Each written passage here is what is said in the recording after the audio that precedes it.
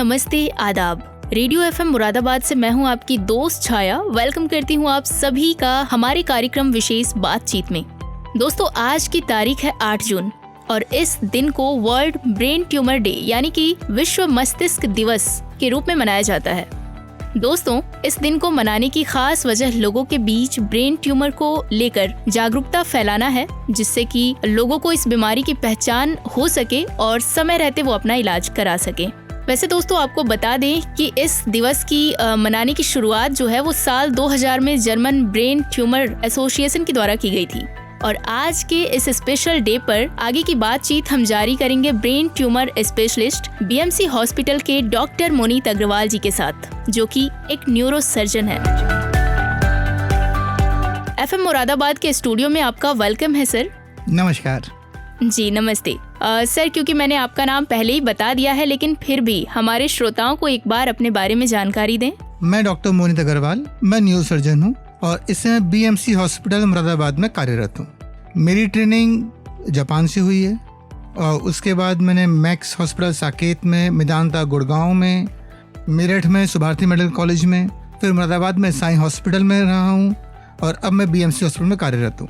मेरी रुचि अगर ऑपरेशंस में देखा जाए, ब्रेन में देखा जाए तो ब्रेन ट्यूमर सर्जरी या फिर spine surgeries, trauma surgery, aneurysm surgery, इनमें है। और अमूमन देखा गया है कि ब्रेन ट्यूमर्स अब दिनों रात बहुत तेज़ी से बढ़ रहे हैं। जी। तो सबसे पहला सवाल हमारा आपसे है कि ब्रेन ट्यूमर क्या है?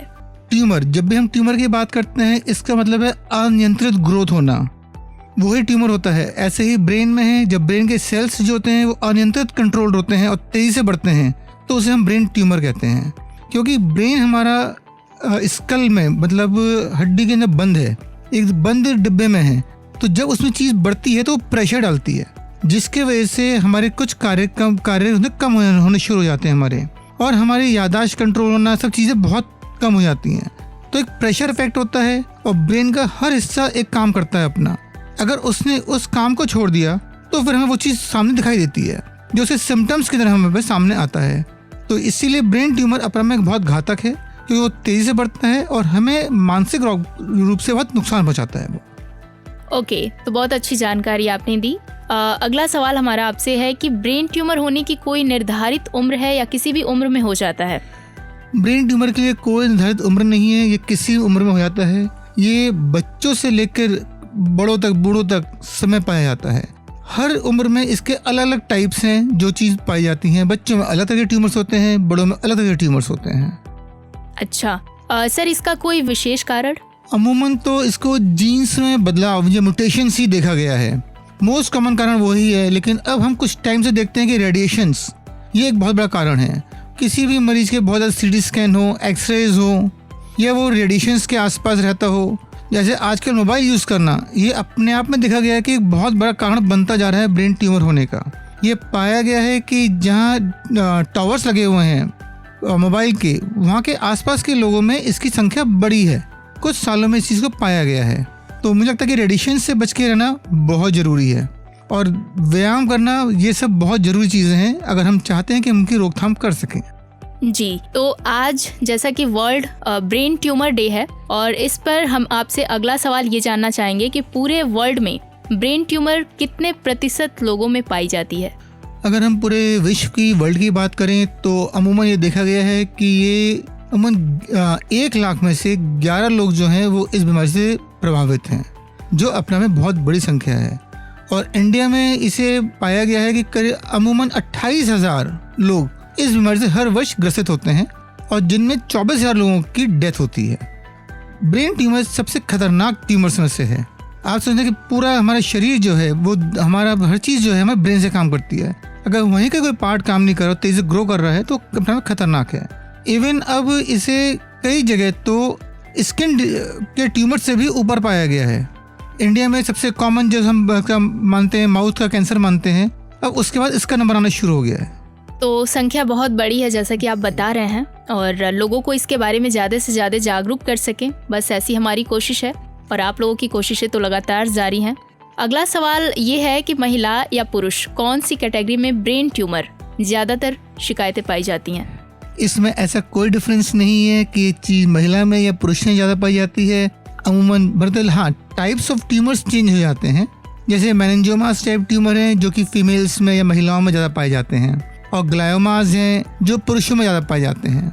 इनमें मतलब ऐसा कोई डिफरेंस नहीं कर सकते कि ये ट्यूमर है ये महिलाओं में ज़्यादा रहेगा या पुरुषों में ज़्यादा रहेगा या बच्चों में ज़्यादा रहेगा, ये अलग अलग है। ऐसा कोई डिफरेंस नहीं है इस चीज़ में। अच्छा, जैसा कि आपने बताया अभी कि ब्रेन ट्यूमर के प्रकार भी अलग अलग होते हैं, तो कुछ नाम बता दीजिए। जैसे मैंने बताया, मेनिंजोमास हैं, ग्लायोमास हैं, न्यूरोमास हैं, शोनोमास हैं, मेटास्टेसिस हैं। इस तरह से अत्यंत हेमांजियोमास हैं, हेमांजियोब्लास्टोमास हैं, क्लिनोफरेंजियोमास हैं। इस तरह के कई ट्यूमर्स हैं। शायद इसका हमारे श्रोताओं को इतना ज्ञान की जरूरत नहीं होगी, लेकिन उन्हें ये समझना बहुत जरूरी है कि ये चीज़ बढ़ती जा रही है और जिसका रोकथाम हो या जैसी पता चले उसका तुरंत इलाज हो। जी, जैसा कि आपने कहा कि जैसे ही पता चले इसका तुरंत इलाज हो, तो हम ये जानना चाहेंगे कि इसके लक्षण क्या हैं, लोग पहचाने कैसे? देखिए, इसके लक्षण बहुत आम लक्षणों में से है। आपको सर दर्द होता है, रोज होता है लोगों को सर दर्द, तो इसका एक बहुत बड़ा लक्षण सर दर्द है। उल्टियाँ आना है, घबराहट होना है, चक्कर आना है, और याददाश्त का कम होना है, हाथ पैरों का कम मूवमेंट होना है, कम दिखाई देना है, बोलने में दिक्कत आना है, मूड का टेढ़ा होना है।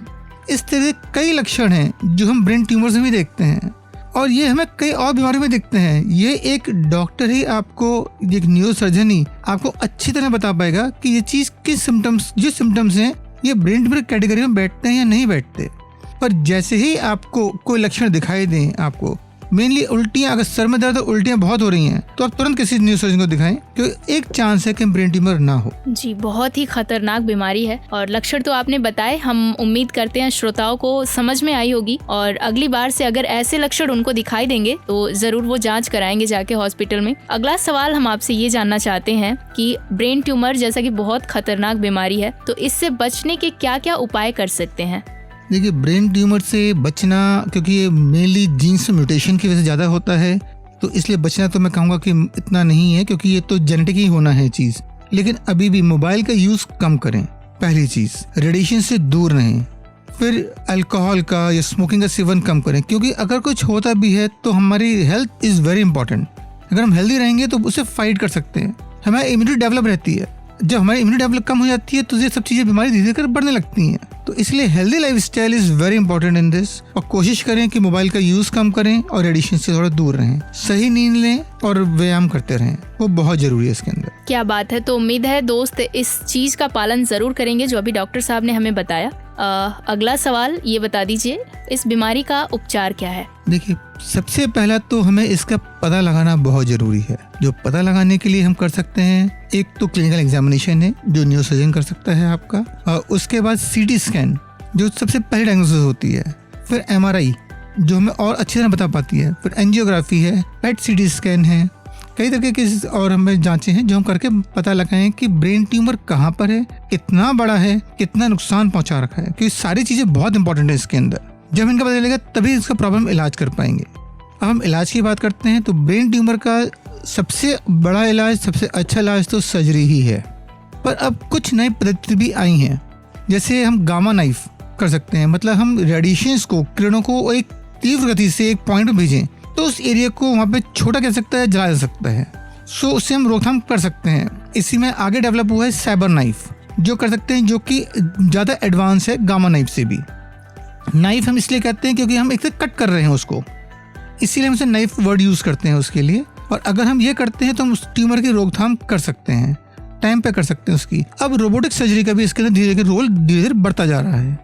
जी जी जी, तो बहुत सारे आपने उपचार बताए हैं, बहुत सारे तरीके बताए हैं। एक आखिरी सवाल आपसे जानना चाहेंगे, जैसा कि आप बीएमसी हॉस्पिटल में कार्यरत हैं अभी, तो यही जानना चाहेंगे कि ब्रेन ट्यूमर को लेके वहाँ पे पेशेंट के लिए क्या क्या फैसिलिटीज़ मिलती हैं? वहाँ बहुत उत्तम फैसिलिटीज़ हैं। हम काफ़ी ब्रेन ट्यूमर्स ऑपरेट करते हैं। हमें वो सारी फैसिलिटीज़ हैं जो एक हॉस्पिटल में चाहिए होती हैं, एक एडवांस सेंटर में चाहिए होती हैं ब्रेन ट्यूमर्स के लिए, और पेशेंट्स के रिजल्ट काफ़ी अच्छे हैं हमारे। और इस चीज़ है कि जो भी फैसिलिटीज़ आपको चाहिए वो सारी हैं। ICUs, OT, ट्रेंड स्टाफ, सब कुछ वहाँ पे मौजूद है। सब इन्वेस्टिगेशन हो सकती हैं, तो वहाँ आपको किसी की कोई प्रॉब्लम नहीं होगी।